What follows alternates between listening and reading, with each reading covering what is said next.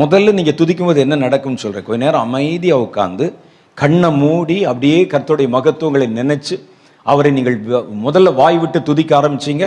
அந்த துதி அப்படியே இருதயத்துக்குள்ளே கொண்டு போயிட்டீங்க. அப்படி வரும்போது அப்படியே உங்களை அறியாமல் தூக்கம் வந்துடும். நமக்கு பார்த்தா அது ஒரு சடன் ஸ்லீப் மாதிரி தெரியும். சில நேரம் பயப்பட வேண்டாம். நீங்கள் ஜெபம் பண்ண ஆரம்பித்து காத்திருக்கும் போது நீங்கள் செஞ்சு பாருங்களேன், நடக்குதா இல்லையான்னு. நீங்கள் அமைதியாக அமர்ந்திருக்கும் போது அந்த மனதில் வருகிற துதி கூட அப்படியே கொஞ்சம் கொஞ்சமாக குறைந்து ஒரு அது என்ன சொல்வது, ஒரு வெள்ளிய நீரோடை போல உங்கள் இருதயம் மாறுறதை பார்ப்பீங்க.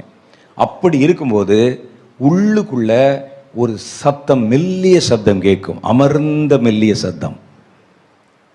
கர்த்தர் அமர்ந்த மெல்லிய சத்தத்திலே எலியாவுக்கு தன்னை வெளிப்படுத்தினார். அந்த சத்தம், மெல்லிய சத்தம் கேட்கும்.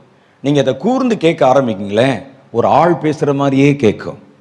அவர் உங்களோட பேசுவது நல்லா புரியும்.